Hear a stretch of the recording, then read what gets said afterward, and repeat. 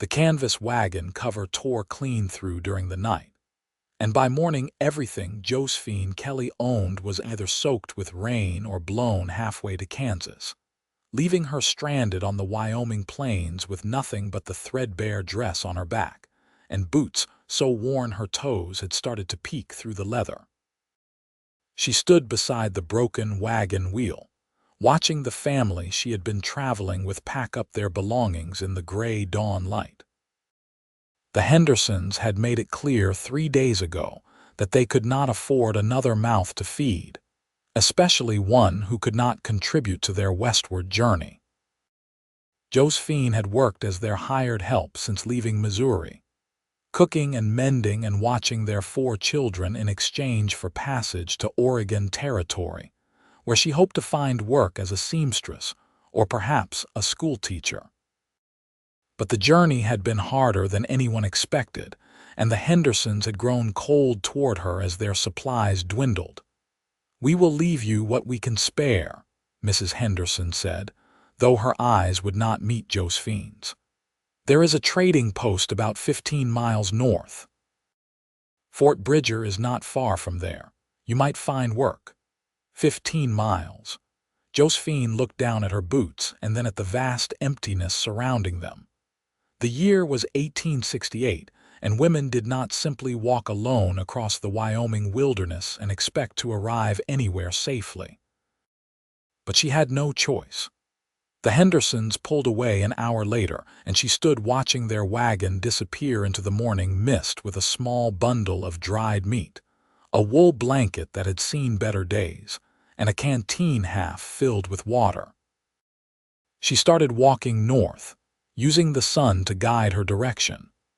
The spring morning was cold, and the recent rain had left the ground muddy and treacherous.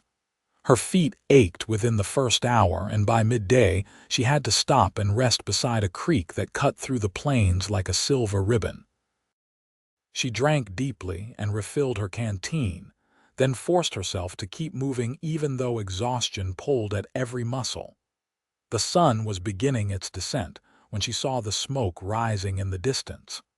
Not the thin trail of a campfire, but the steady stream of a chimney. Hope surged through her chest, and she quickened her pace despite the pain in her feet. As she drew closer, she could make out a sturdy cabin built against the base of a rocky hillside, with a barn and several outbuildings surrounding it. Split rail fences marked off areas for livestock, and she could see horses grazing in one of the paddocks. This was not the trading post Mrs. Henderson had mentioned. This was someone's home, built far from any town, isolated and self-sufficient. Josephine hesitated at the edge of the property. She knew the dangers of approaching a stranger's home uninvited, but darkness would fall soon and she had nowhere else to go.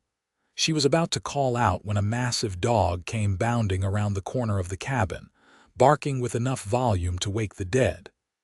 Josephine froze, her heart hammering. The dog was enormous, with thick fur and teeth that looked capable of tearing through bone. But before she could back away, a man emerged from the barn. He was the biggest man Josephine had ever seen. Easily over 6 feet tall, with shoulders so broad they seemed to block out the setting sun behind him. His dark hair fell past his collar, and a thick beard covered the lower half of his face. He wore buckskin pants and a heavy wool shirt with the sleeves rolled up, revealing forearms corded with muscle. He carried an axe in one hand as though it weighed nothing at all. "Quiet, bear," the man said, his voice deep and commanding. The dog immediately stopped barking but continued to watch Josephine with intelligent eyes. The man walked toward her slowly, his gaze taking in her bedraggled appearance, the small bundle clutched in her arms, the way she swayed slightly on her feet from exhaustion. His eyes were a startling shade of blue-gray, like storm clouds over the mountains. "You are a long way from anywhere," he said, stopping a respectful distance away. "I was traveling with a family," Josephine said, proud that her voice did not shake despite her fear. Our wagon broke down. They could not take me further. Something flickered across the man's face. Anger, perhaps, or disgust at people who would abandon a woman alone in this wilderness. You walked from where? I am not certain. We were camped near a river. They said Fort Bridger was not far, but I must have gotten turned around. The man looked at the sky, then back at her. Fort Bridger is 20 miles southeast of here. You have been walking in the wrong direction. He studied her for a long moment, and Josephine felt herself being assessed. Not in the leering way some men looked at women, but as though he was trying to determine what kind of person she was. My name is Vincent Cross. This is my property. You are welcome to stay the night, and I will take you to town in the morning. Relief flooded through her so powerfully that her knees nearly buckled. Thank you. I am Josephine Kelly. I can work for my keep. I am good with cooking and mending. Vincent shook his head. No need. Come inside. You look half dead on your feet. The cabin's interior surprised her. She had expected rough bachelor quarters, dirty and disorganized. Instead, she found a large single room with a stone fireplace at one end, a sturdy table and chairs in the center, and a bed frame with a thick mattress in the corner. Shelves lined the walls, holding books and supplies in neat rows. Everything was clean and well maintained. Animal pelts hung on the walls and the wooden floor was swept clean. Vincent gestured to the chair closest to the fireplace. Sit. I will make coffee. Josephine sank into the chair gratefully, pulling off her ruined boots with a wince. Her stockings were soaked through with blood from burst blisters. Vincent glanced over and frowned, then disappeared through a door she had not noticed. He returned with a basin of water and clean cloth. For your feet, he said, setting them beside her chair. Then he busied himself at the stove, giving her privacy to tend her wounds. She cleaned her feet as best she could, biting her lip against the pain. The warm cabin and the smell of coffee made her realize just how close she had come to disaster. Another night in the open might have killed her. Vincent brought her coffee in a tin cup and a thick slice of bread with butter. Supper will be ready soon. Venison stew. You are very kind, Josephine said, wrapping her hands around the warm cup. I do not know how to thank you. No thanks needed. Vincent returned to the stove, stirring the pot that hung over the fire. This country is not forgiving. People need to look out for each other. They ate in comfortable silence. Josephine was too hungry and tired to make conversation, and Vincent seemed content with quiet. The stew was delicious, rich and hearty, and she had to force herself not to eat too quickly. When her bowl was empty, Vincent refilled it without a word. After supper, he pulled a pile of blankets from a chest and arranged them near the fireplace. You take the bed. I will sleep here. I cannot take your bed, Josephine protested. You can and you will. His tone left no room for argument. You need proper rest. Too exhausted to argue further, Josephine climbed into the bed. The mattress was stuffed with something soft, probably prairie grass or corn husks, and the blankets were thick and warm. She was asleep within minutes. She woke once during the night and saw Vincent sitting by the fire, oiling a saddle with long, practiced strokes. The dog, Bear, lay at his feet. The sight was oddly comforting, and she drifted back to sleep feeling safer than she had in months. Morning light streaming through the small window woke her. The smell of frying bacon filled the cabin, and Vincent was at the stove again, somehow looking even larger in the morning light. His hair was wet, and she realized he must have washed at the creek. Morning, he said when he noticed she was awake. Breakfast is almost ready. Josephine sat up, smoothing her dress self-consciously. She must look a fright. I should help. Already done, come eat. Over breakfast of bacon, eggs, and more of that good bread, Vincent asked about her plans.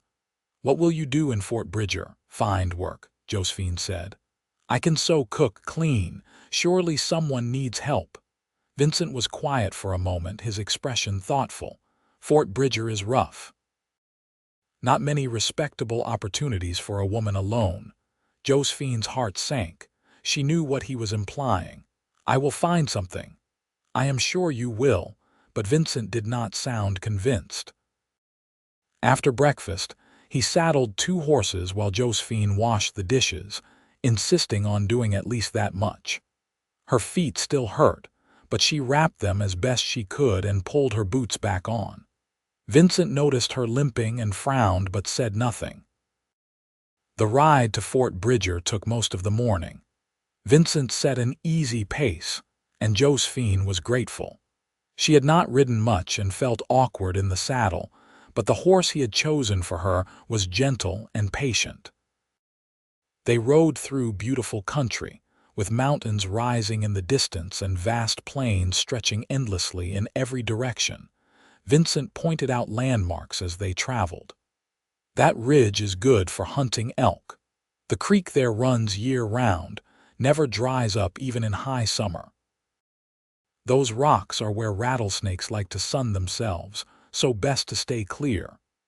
He spoke about the land with such familiarity and affection that Josephine found herself asking, "How long have you lived here?" 10 years. Built the cabin 8 years ago. You built it yourself, most of it. Had help with the barn raising. Josephine tried to imagine the work involved, cutting and hauling logs, constructing walls and a roof, building furniture. All of it done by hand in this isolated place.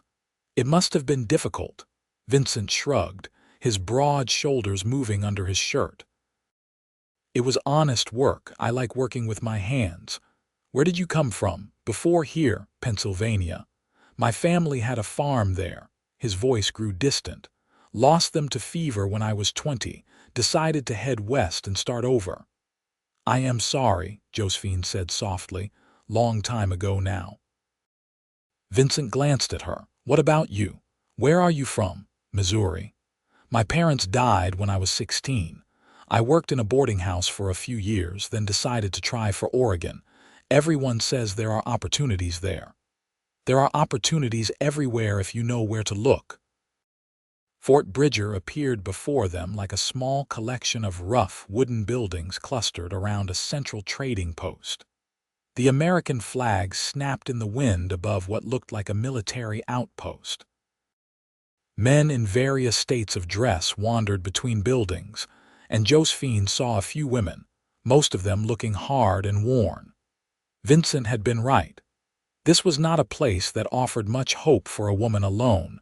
They stopped at the trading post and Vincent helped her dismount.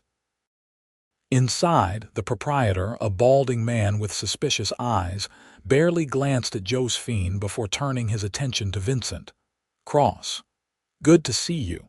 What brings you to town? Brought Miss Kelly here. She is looking for work. The proprietor's eyes slid to Josephine and she did not like what she saw in them. What kind of work? Respectable work, Vincent said, his voice hard. Right? Well. The man scratched his chin. Might be the sutler at the fort needs kitchen help, or maybe the laundress. Pay is not much. Vincent nodded. I will take her over there. Outside, Vincent paused before mounting his horse. Listen, Miss Kelly, I am going to speak plainly. This town is not safe for you. The work here will barely keep you fed, and there are men who will see you as easy prey. You seem like a decent woman, and I do not like the thought of leaving you here. Josephine's throat tightened. I have nowhere else to go. Vincent was quiet for a long moment, studying the mountains in the distance. Then he looked at her directly, those storm cloud eyes serious. Come back with me. To my property. I could use help around the place. The garden needs tending, and I am terrible at cooking anything that is not stew or bacon. You would have a safe place to live, good food, and I would pay you fair wages. Josephine's heart began to race. You want me to live on your property? Alone with you? My reputation would be ruined. Your reputation will be ruined here too, just in a worse way. Vincent's jaw was set. I am not asking for anything improper. You would have your own space. I am gone most days checking traps and hunting. You would barely see me, but at least you would be safe and fed. She wanted to say yes. The thought of staying in this rough town terrified her, but living alone with a man, even one who seemed honorable, was scandalous. I do not know. Think on it, Vincent said. We can ride around and you can talk to the sutler and the laundress, see what they offer. Then decide. They spent the next 2 hours touring Fort Bridger's limited opportunities. The sutler was a gruff man who offered her work in his kitchen for $1 a week and a place to sleep in a storage room. The laundress was kinder, but could only offer $3 a month. Both situations involved living in cramped, uncomfortable quarters and working long hours for barely enough to survive. By the time they finished, Josephine felt despair settling over her like a heavy blanket. She had traveled so far, endured so much, only to end up with these terrible choices. Vincent bought supplies at the trading post, then loaded them onto his horse. He turned to Josephine, waiting patiently for her decision. "If I come with you," she said slowly, "what exactly would my duties be? Cooking, keeping the cabin clean, tending the garden when I get it planted, mending clothes, basic household work. I would pay you $5 a month plus room and board." $5 was more than twice what she had been offered in town. "And you would not expect anything else from me?" Vincent's expression hardened. "I am not that kind of man, Miss Kelly. I am offering you honest work, nothing more." She believed him. Everything about Vincent Cross suggested strength and honor, and the alternative was to stay in Fort Bridger and slowly lose hope. "All right," she said. "I accept your offer." Something that might have been relief crossed Vincent's face. "Good. Let us head home then." The ride back felt different. Josephine was acutely aware that she was riding toward a new life, one she could never have imagined even a week ago. She would be living on a remote property with a man she barely knew, completely dependent on his honor and goodwill. It should have terrified her, but instead she felt oddly calm. When they arrived back at the cabin, Vincent showed her around more thoroughly than he had the previous night. Behind the main cabin was a small structure she had not noticed before, built into the hillside. "This was going to be a root cellar," Vincent said, opening the door. "But I built it bigger than necessary. It has a bed frame and a stove. If you want, you can stay here. Give you more privacy." The structure was small but sturdy, with thick walls and a proper door. The bed frame was rough but solid, and there was even a small window cut into one wall. "I can make this comfortable," Josephine said, already imagining curtains on the window and her few belongings arranged on the shelves. "I will bring you blankets and whatever else you need." Vincent looked relieved that she approved. "There is a creek about 100 yards that way for washing. I built a screen around a spot for bathing. I use it in the mornings, so afternoons would be yours." Over the next few days, they fell into a routine. Vincent was gone most of each day, checking his trap lines and hunting. Josephine cleaned the cabin thoroughly, organized the supplies, and began planning a proper garden. Vincent had seeds stored away, but admitted he had never had much success growing vegetables.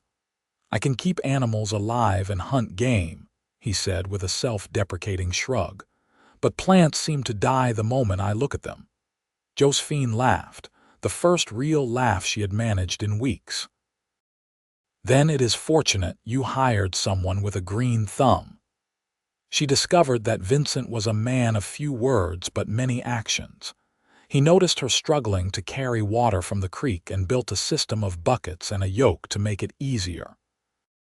When she mentioned that a proper kitchen garden needed fencing to keep animals out, he spent 2 days constructing a sturdy fence without being asked. He brought her seeds and seedlings from Fort Bridger on his next supply run, along with fabric for curtains, and a new pair of boots that actually fit. "You did not need to do that," Josephine said, looking at the boots with wonder. They were good quality, with thick leather and solid stitching. "Cannot have you walking around in shoes with holes," Vincent replied, already turning away to tend to his horses. Josephine realized he was uncomfortable with gratitude, so she simply said thank you and let it be. As spring deepened into early summer, the garden began to flourish under Josephine's care. She planted potatoes, carrots, beans, squash, and herbs. Every morning she would walk among the rows, pulling weeds and checking for pests. Vincent would often stop to watch her work, his expression unreadable. "You have a gift for this," he said one morning. "My mother taught me." She always said a good garden could mean the difference between thriving and just surviving. Vincent nodded slowly. "Your mother was wise." They began eating meals together, which felt natural after a few awkward attempts at eating separately. Josephine cooked, and Vincent ate with obvious appreciation, often going back for seconds or thirds. She found herself cooking more elaborately than necessary, pleased by his enjoyment of her food. One evening, as they sat on the porch watching the sun set over the mountains, Vincent said, "You have been here a month now. Are you settling in all right?" "Yes," Josephine said honestly. "Better than all right. I feel more at home here than I have felt anywhere in a long time." Vincent was quiet, but she saw his shoulders relax slightly. "Good, I am glad. Can I ask you something? Why did you really bring me here? You could have left me in town." Vincent was silent for so long that Josephine thought he might not answer. Then he said, "I know what it is like to be alone with nowhere to go. After my family died, I wandered for 2 years before I found this place. People were not kind. I survived, but it was not easy." He looked at her directly. "I saw that same lost look in your eyes. I could not just leave you there." Josephine's throat tightened with emotion. "Thank you for seeing me as a person worth helping. You are not just worth helping, you are worth knowing." The words hung in the air between them, weighted with meaning. Josephine felt her heart begin to beat faster. Vincent looked away first, clearing his throat. "I should check on the horses," he said, standing abruptly and walking toward the barn. Josephine sat alone on the porch, watching the last light fade from the sky. Something was shifting between them, something that went beyond employer and employee. She was not sure what to do about it. The next morning, Vincent announced he would be gone for several days. "Need to check the trap lines in the high country. Will you be all right here alone?" "Of course," Josephine said, though the thought of being alone made her anxious. "I have plenty to keep me busy." Vincent hesitated, then said, "Bear will stay with you. He is a good guard dog. If anyone comes around, he will let you know." True to his word, Vincent left the massive dog with her. Bear seemed to understand his duty and rarely left her side. On the second day, 2 trappers passed by the property. Bear's barking brought Josephine out of the cabin, and the men took one look at the snarling dog and kept riding. She was deeply grateful for the animal's presence. Vincent returned 3 days later, looking exhausted. He had several beaver pelts tied to his saddle and a deer carcass. Josephine had hot coffee and food ready, and she saw the surprise and pleasure on his face when he realized she had been watching for his return. "Welcome home," she said, then immediately felt foolish. This was not her home, not really, but Vincent smiled, a rare expression that transformed his stern face. "It is good to be home." That night, as Josephine prepared for bed in her little cabin, she admitted to herself what she had been trying to deny for weeks. She was falling in love with Vincent Cross. It terrified her. She had built a life here, fragile but real. If she allowed herself to love him and he did not feel the same, it would ruin everything. She would have to leave, and the thought of leaving this place, this life, filled her with grief. She resolved to keep her feelings hidden. Better to have Vincent's friendship and a safe home than to risk it all on feelings that might not be returned. Summer arrived in full force, bringing long days of sunshine and warm winds from the south. The garden exploded with growth, producing more vegetables than Josephine had dared hope for. She spent hours preserving food for winter, canning and drying and storing everything carefully. Vincent built her additional shelves for storage and seemed amazed by the sheer quantity of food she was putting away. "We will eat well this winter," he said, surveying the rows of jars filled with beans and tomatoes and preserves. "That is the idea," Josephine said, wiping sweat from her forehead. She was standing over the large pot where she was boiling jars to seal them, and the cabin was stifling hot. Vincent noticed her discomfort and went outside, returning with a contraption he had fashioned from canvas and poles. "Shade for the porch," he explained. "You can work out here where it is cooler." These small kindnesses were constant. Vincent seemed to notice everything she needed, often before she realized it herself. He built her a better work table, fixed the door on her cabin so it did not stick, even carved her a set of wooden spoons when he noticed hers were wearing out. Josephine tried to reciprocate in her own ways. She mended all his clothes, replacing buttons and patching tears. She made him new shirts from fabric he brought from town, measuring him carefully and trying not to think about the solid warmth of his body under her hands. She baked bread and pies, cooked his favorite meals, kept the cabin spotlessly clean. They were building a life together, though neither spoke of it directly. One evening in late July, a sudden storm rolled in from the mountains. Lightning cracked across the sky, and rain fell in sheets. Josephine was in her cabin when she heard Vincent calling her name. She opened the door to find him standing in the downpour. "Your roof is leaking," he shouted over the thunder. "Come to the main cabin." She grabbed her blanket and ran through the rain. Inside the cabin, Vincent was building up the fire. They were both soaked, water dripping onto the clean floor. "I am sorry," Josephine said. "I am making a mess. Does not matter.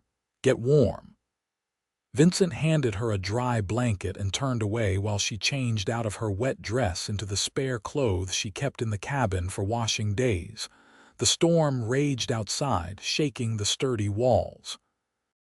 Josephine sat near the fire, watching Vincent move around the cabin with his easy confidence. He was comfortable in his body in a way she had never seen in the few men she had known. There was no wasted movement, no awkwardness, just solid strength and competence. "Vincent," she said, not planning to speak but unable to stop herself. "Can I ask you something personal?" He turned, his expression cautious. "All right. Have you been lonely out here?" "Before I came," Vincent sat down in the chair across from her, his large hands resting on his knees. "Yes. More than I like to admit. I told myself I preferred solitude, that I did not need people, but it was not true. I was just afraid." "Afraid of what?" "Of building something with someone and losing it again, like I lost my family." He looked at her steadily. "But this past few months with you here, I realized I was not living. I was just existing. You changed that." Josephine's heart was pounding so hard she was sure he must hear it.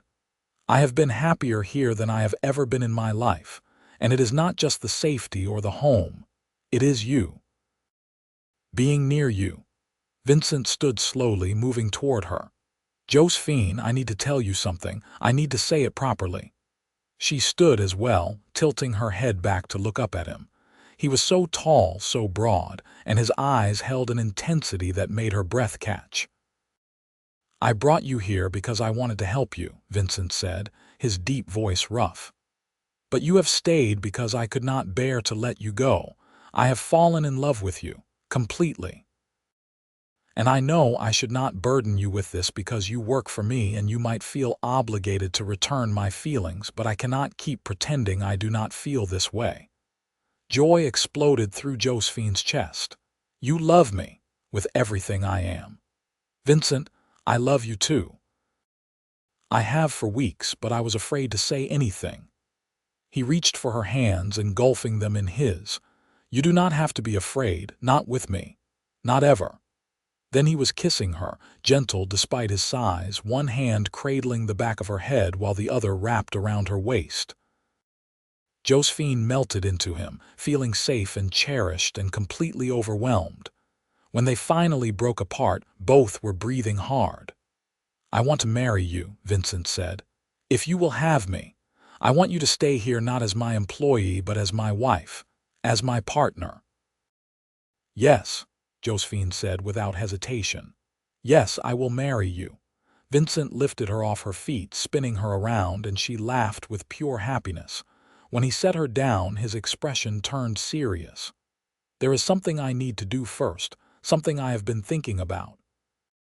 He kept hold of her hands. "This land, this property, everything I have built here, I want to put half of it in your name." Josephine stared at him. "What? You have never owned anything, have you? Never had something that was truly yours?" "No," she whispered. "Never." "Then I want to give that to you. Half of this land will be yours legally, whether you marry me or not, because you deserve to own something in this world. You deserve to have a place that belongs to you." Tears spilled down Josephine's cheeks. "Vincent, I cannot ask you to do that."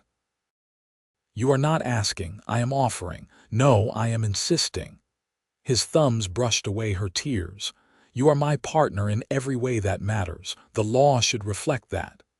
But what if something happens? What if we fight or you change your mind about me?"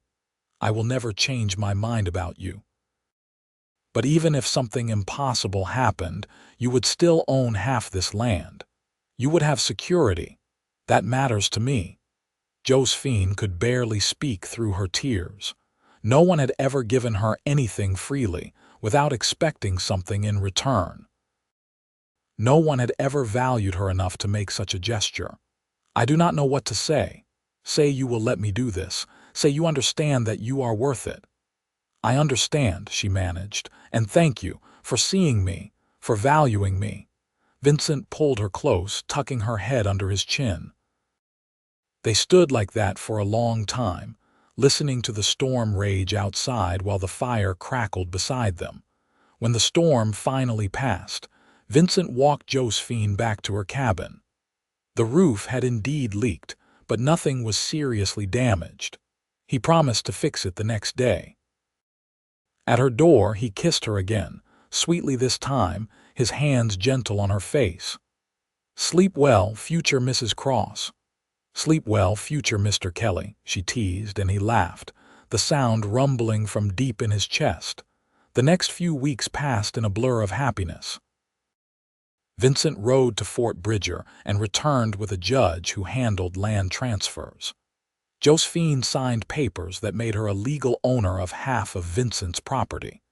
Seeing her name on those documents made everything real in a way she had not expected. She owned land. She had a home that no one could take from her. They planned a simple wedding for late August. The judge agreed to return to perform the ceremony. Vincent asked a few neighbors who lived within a day's ride to attend, and Josephine met them for the first time. They were all good people, weathered by frontier life but kind. The women especially seemed pleased that Vincent had found someone. "We worried about him out here alone," Mrs. Patterson, the nearest neighbor's wife, told Josephine. "He is a good man but too solitary. You are good for him." "He is good for me too," Josephine said. The wedding day arrived clear and beautiful.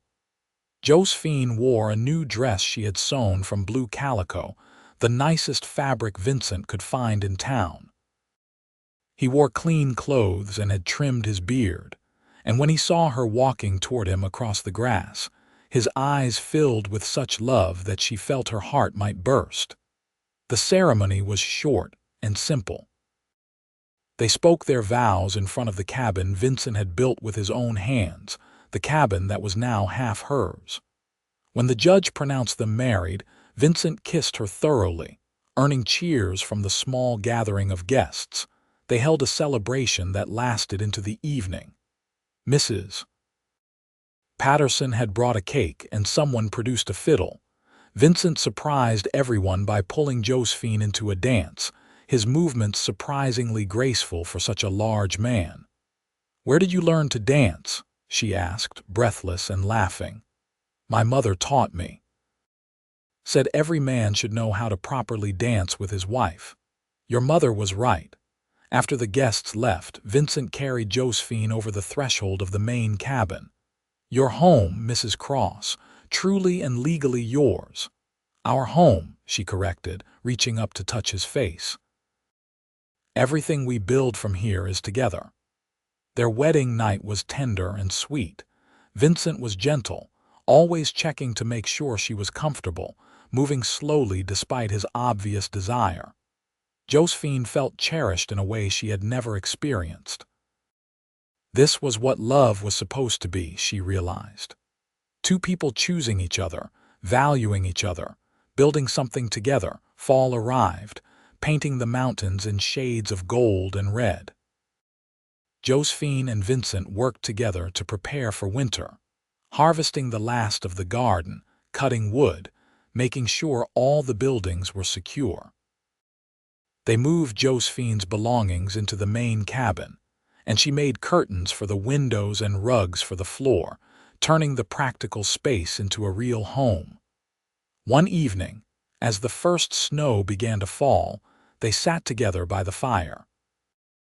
Vincent was carving a piece of wood and Josephine was mending socks. The domesticity of it made her smile. "What are you thinking?"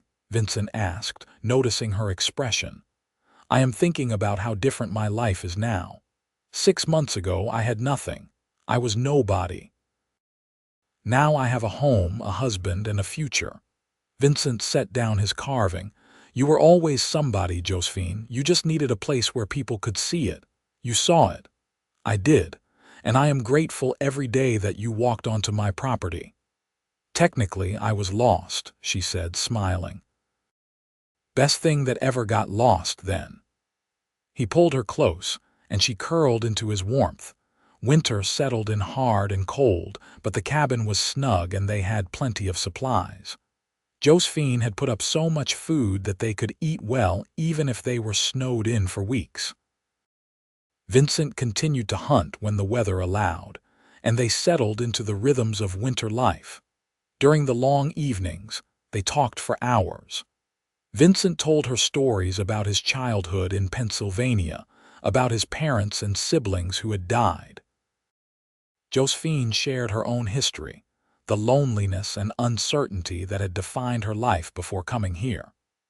They learned each other thoroughly, building intimacy from shared stories and quiet moments.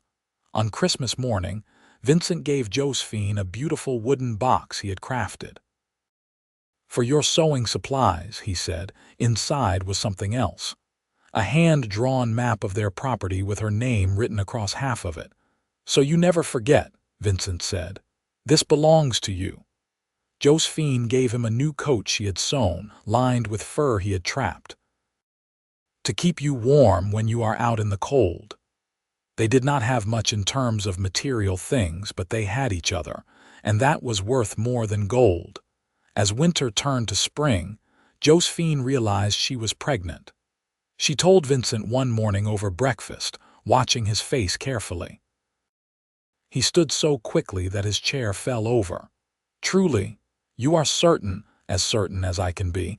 I think the baby will come in early autumn." Vincent crossed to her in 2 strides, kneeling beside her chair and placing his hand gently on her stomach.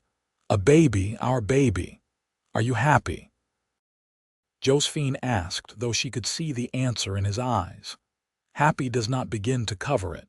He kissed her, then pressed his forehead to hers. "I am going to be a father. We are going to be a family." "We already are a family," Josephine said softly. The pregnancy progressed smoothly.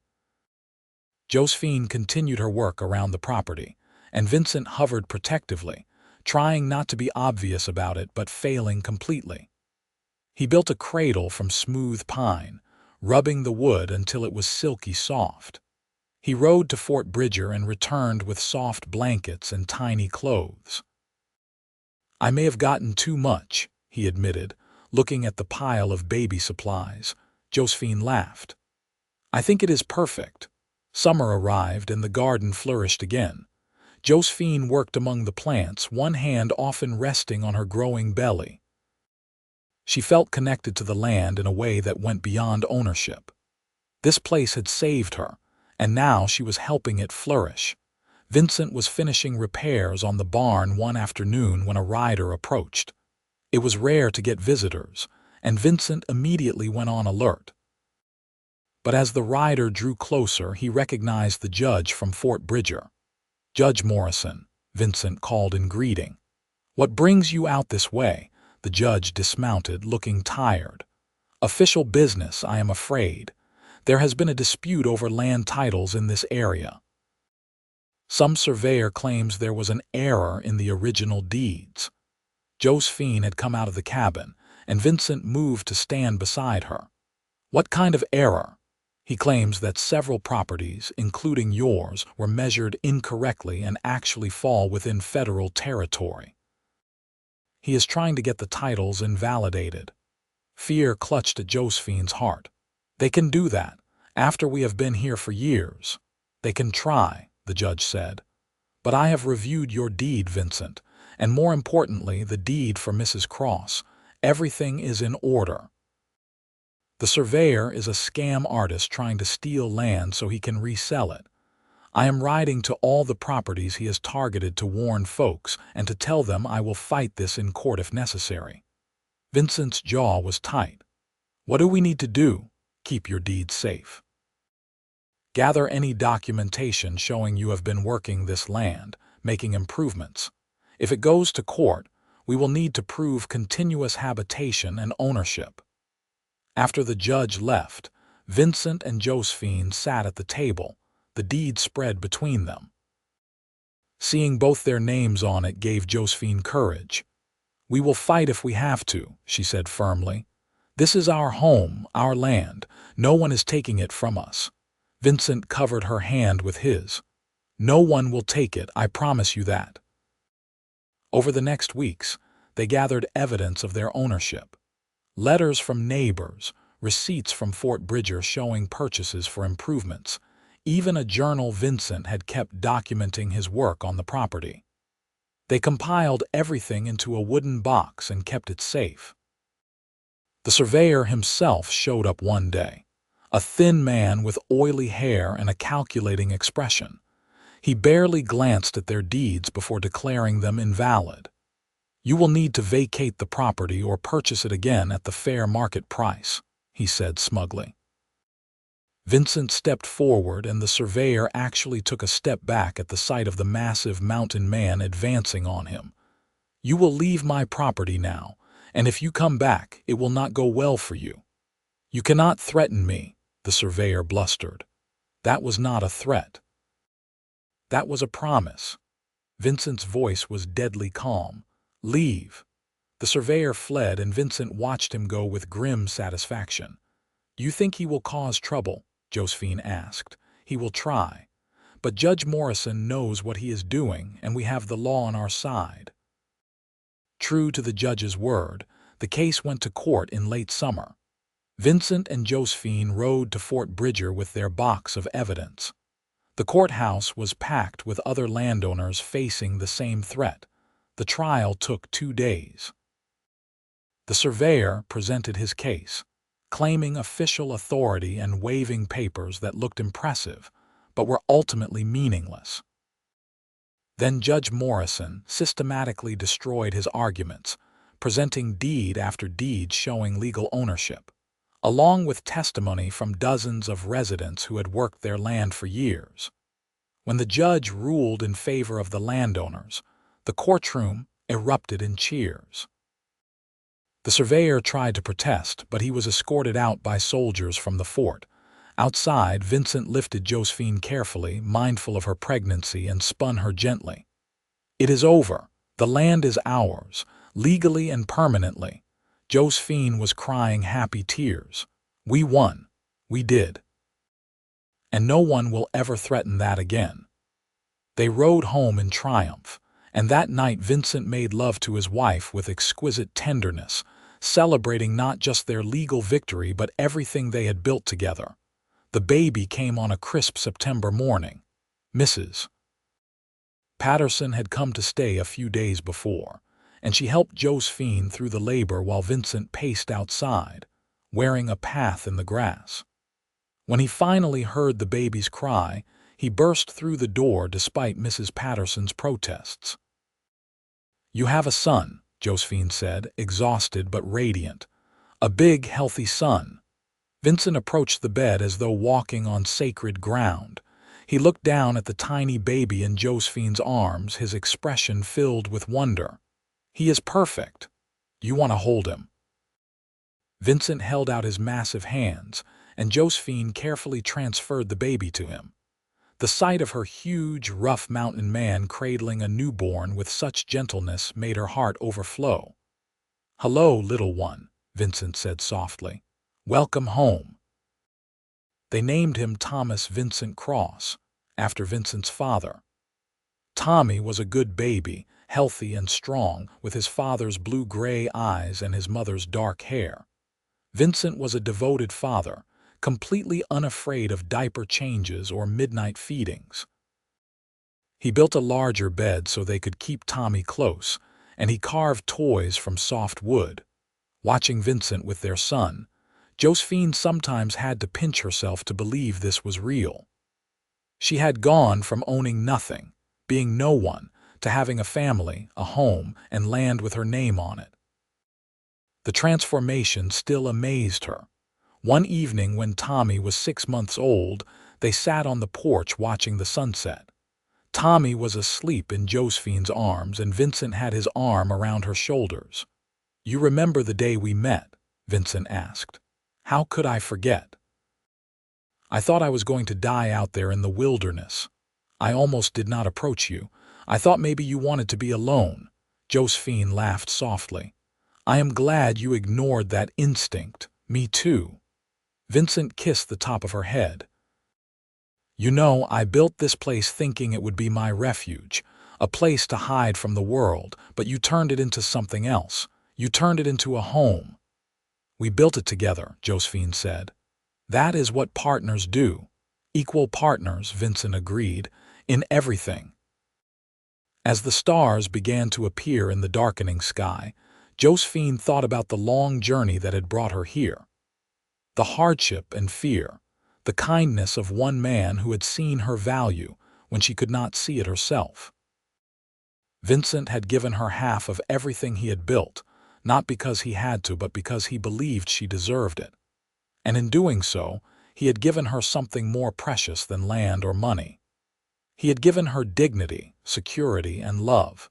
The next spring, Josephine planted an even larger garden. Tommy crawled among the rows, getting dirt on his clothes and making her laugh. Vincent added another room to the cabin, planning for future children. Life had settled into a comfortable rhythm of work and family, of seasons changing and years passing. When Tommy was 2, Josephine gave birth to a daughter they named Sarah. Then, 3 years later, another son named James. The cabin expanded to accommodate their growing family, and the property thrived under their joint care. Vincent taught his sons to hunt and trap, to work with wood and leather, to respect the land and animals. Josephine taught all her children to read and write, to cook and garden, to be kind and generous. Together, they raised children who were strong and capable, who knew the value of hard work and the importance of family. The property became known throughout the region as the Cross Homestead, a place of prosperity and happiness. Travelers who stopped for water or directions were always welcomed and fed. Vincent and Josephine developed a reputation for fairness and hospitality. As the years passed, they watched Fort Bridger grow from a rough outpost to a proper town. The railroad came through, bringing more settlers. Wyoming became a territory with real laws and courts. The wild frontier gradually became civilized, but the Cross homestead remained largely unchanged. Vincent still trapped and hunted, though not as extensively as before. Josephine's garden became legendary, producing enough to feed their family and sell surplus at the trading post. They acquired more livestock, and the children learned to help with all aspects of running the property. On their 10th wedding anniversary, Vincent took Josephine up into the mountains to a spot overlooking their land. From this vantage point, they could see the cabin with its additions, the large barn, the fenced gardens and paddocks, the creek running through the property. "Look at what we have built," Vincent said, his arm around her waist.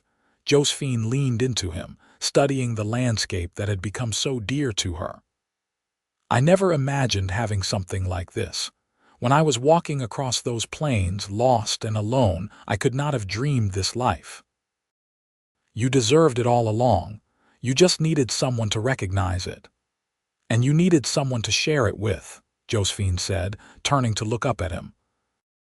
His hair was starting to gray at the temples now, and there were lines around his eyes, but he was still the strongest, most capable man she had ever known.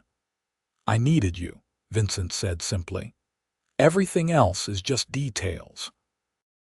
They stood together watching the sun set over their land, over the home they had built together, over the life they had created. Below them, their children were doing evening chores, their voices carrying faintly on the wind. "You ever regret giving me half?" Josephine asked. It was a question she had never asked before, but after 10 years, she felt brave enough to voice it. Vincent turned to her, his expression serious. "Never. Not for one single moment. You earned every acre through your work, your partnership, your love. If anything, I should have given you more." "You gave me everything," Josephine said, tears in her eyes.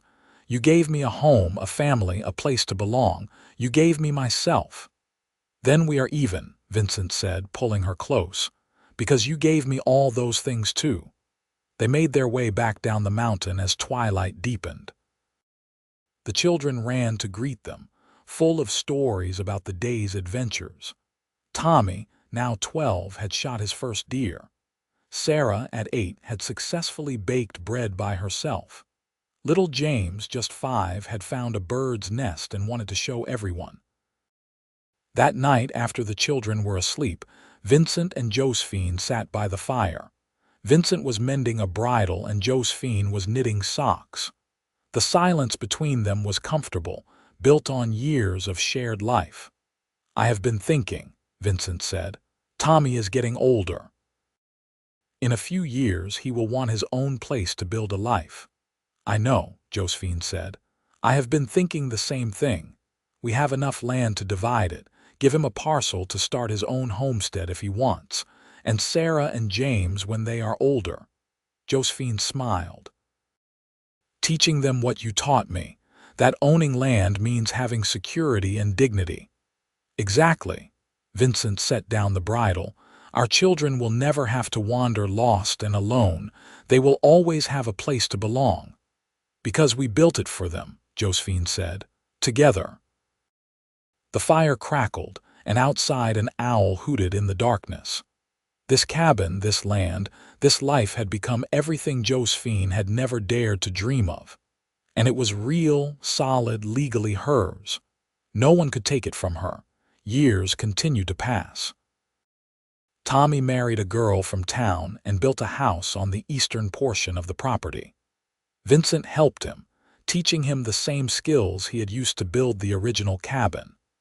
Josephine helped her new daughter-in-law learn to garden and preserve food, passing on everything she knew. Sarah grew into a strong young woman who loved horses and spent hours training them. She had her father's way with animals and her mother's patience.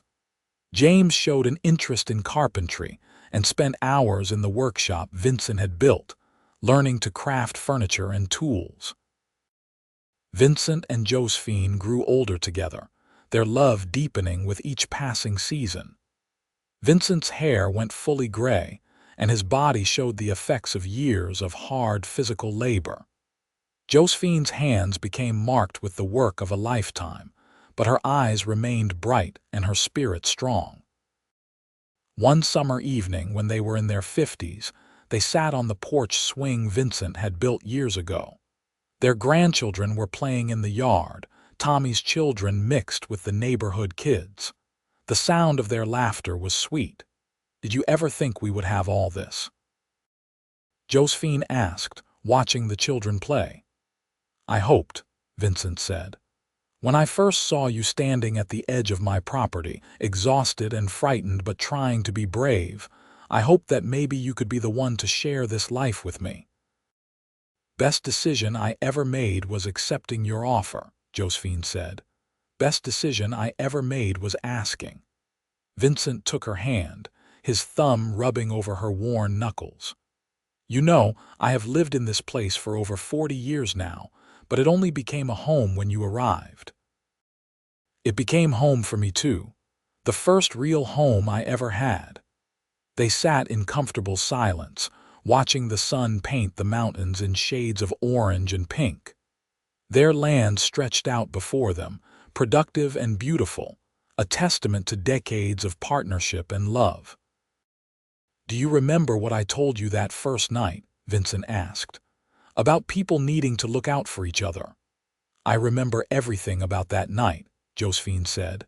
"I meant it. But I learned something else too. Looking out for each other is not just about charity or kindness.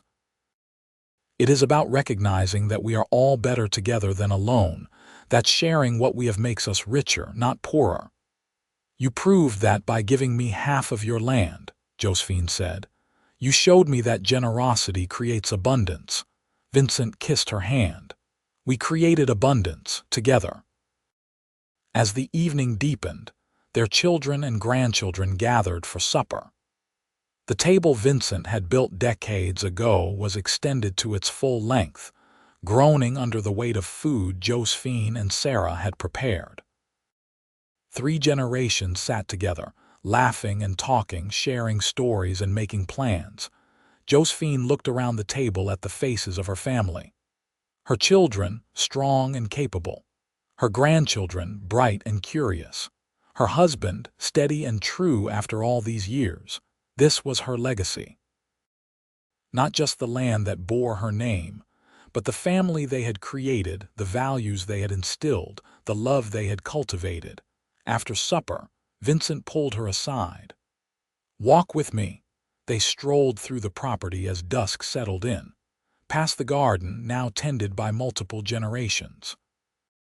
Past the barn where horses nickered softly, past the workshop where James crafted beautiful furniture, past Tommy's house where lights glowed warmly in the windows. Vincent led her to a spot near the creek where wildflowers grew thick. "I want to tell you something," he said. Josephine looked up at him, this man who had given her everything. "Every day for the past 30 years, I have woken up grateful that you walked onto my property. Every single day. You transformed my life in ways I could never adequately express. You made me better. You made everything better." "Vincent," Josephine said, her voice thick with emotion, "let me finish. When I gave you half of this land, I thought I was giving you security, a legal stake in something real. But you gave me so much more. You gave me partnership, companionship, love, and family. You took a lonely man hiding in the wilderness and taught him how to really live." Tears streamed down Josephine's face. "You saved me. I would have died in that town, either from poverty or worse. You saw value in me when no one else did. Because that value was always there." Vincent cupped her face in his large, weathered hands. "You were always worthy of a place to belong. I just had the privilege of providing it." They kissed in the fading light, surrounded by the land they owned together, the life they had built together, the legacy they would leave together. "I love you," Josephine whispered. "I love you," Vincent replied, "until my last breath and beyond." They walked back to the cabin hand in hand, their steps slow but steady. Inside, their family waited, warm and safe and happy. This was what home meant. Not just land or buildings, but people bound together by love and shared purpose. That night, lying in bed with Vincent's arms around her, Josephine thought about the scared, desperate woman who had walked onto this property 3 decades ago. That woman had owned nothing, belonged nowhere, had no one. Now she owned land, had a home filled with family, belonged completely. And it had all started because one man had looked at her and seen someone worth helping, worth valuing, worth loving. "Thank you," she whispered into the darkness. "For what?" Vincent murmured, half asleep. "For everything, for seeing me, for giving me half of what you built, for making me your partner." Vincent's arms tightened around her. "Thank you for saying yes, for staying, for building this life with me." They fell asleep like that, wrapped in each other and in the knowledge of a life well lived together. Years continued their steady march. Vincent and Josephine eventually handed over most of the daily operations of the property to their children, though they still helped where they could. The garden remained Josephine's domain, and she worked in it until her knees would no longer allow her to kneel comfortably. Vincent spent his days in the workshop with James, teaching his youngest son the finer points of woodworking. They became the patriarch and matriarch of a growing family, dispensing wisdom and love in equal measure. Their grandchildren grew, and then great-grandchildren arrived, filling the property with new life and laughter. On their 40th wedding anniversary, the whole family gathered for a celebration. Tommy had organized everything, and people came from miles around to honor the couple who had built such an enduring legacy. Judge Morrison, now ancient but still sharp, made the trip from Fort Bridger. "I remember the day I filed that deed," he said during his speech. Vincent insisted on putting half the property in his future wife's name. "It was unusual then, but I see now it was visionary. He built a true partnership, and look what came from it." Vincent stood to speak, his body now bent with age but his voice still strong. "I gave my wife half of what I had built because she deserved it, but the truth is, she gave me more than I ever gave her. She gave me purpose, family, and love. This property, this family, this life is as much her creation as mine, maybe more." Josephine stood beside him, her hair white now but her smile as bright as ever. "We built it together," she said simply. "That is what partnership means." The celebration lasted into the night, with music and dancing and more food than anyone could eat. Josephine watched it all with deep contentment. This was what they had created. Not just a successful homestead, but a family bound by love and respect, carrying forward values that would outlast them both.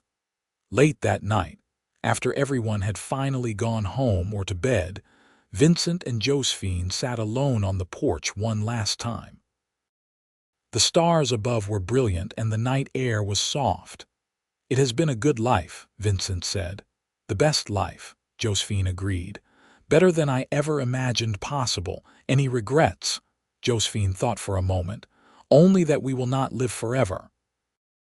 I want to see what comes next, who our great-great-grandchildren will be, what they will build." "They will build good things," Vincent said with certainty. "We taught them how." They sat in peaceful silence, two old people who had spent a lifetime together and were content with what they had accomplished. The property around them was quiet, but it hummed with the energy of life well lived. Vincent and Josephine lived several more years, staying active and engaged until their bodies finally gave out. Vincent passed first, peacefully in his sleep one winter night with Josephine holding his hand. She followed him less than a year later, unable to bear being without her partner after so many decades together. They were buried on their property, on a hill overlooking the cabin where they had built their life. Their graves were marked with simple stones bearing their names and the words partners in all things. The property remained in the family, divided among their children and grandchildren as Vincent and Josephine had wanted. But the original cabin, the one Vincent built and Josephine transformed into a home, was preserved as a reminder of where it all started, of how one act of generosity and one woman's courage had created a legacy that would endure for generations. The deeds, those precious documents bearing both their names, were framed and hung in the cabin.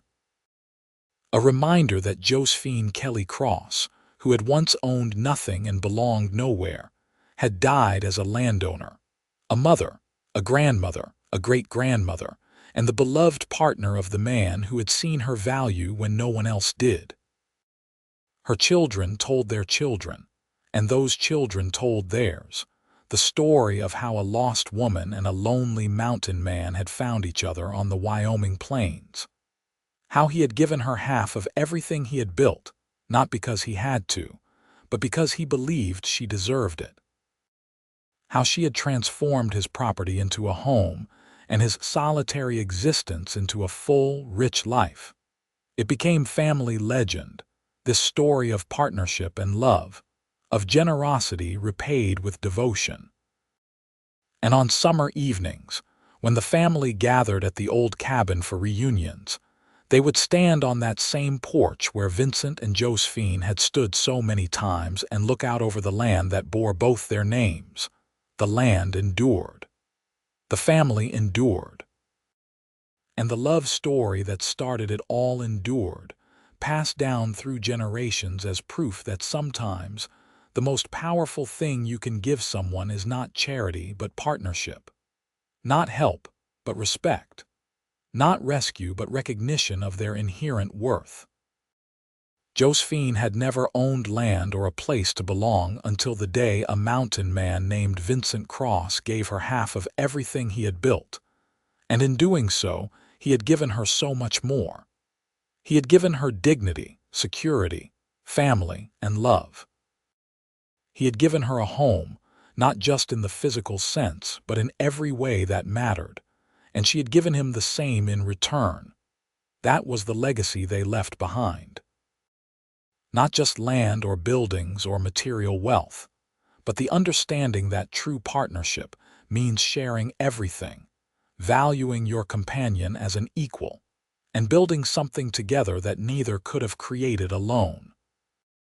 It was a lesson their descendants carried forward, generation after generation, a gift more valuable than any inheritance.